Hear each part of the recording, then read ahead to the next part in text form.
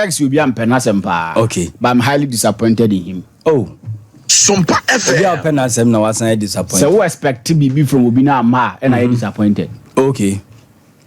That's almost any Bobby no one. Okay, campaign ma almost a day. What was the agreement? She said Ben. He said Ben a course. Okay. Maybe I can't say a bar. And you be a Ghana have a amount 50% of free man to wage.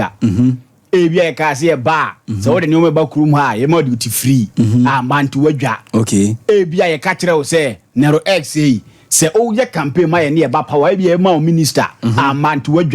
Yes. Now we expect to be binti na man to wage. Enuntia.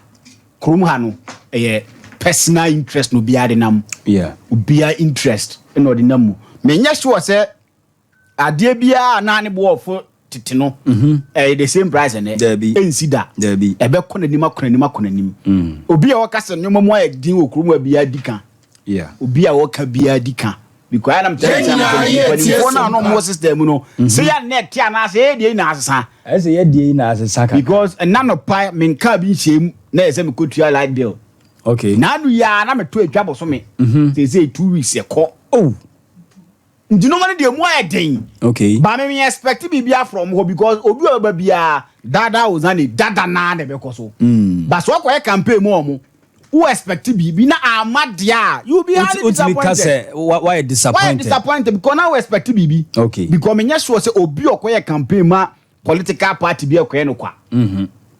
Obi ani ho. Yeah. Okoye no kwa.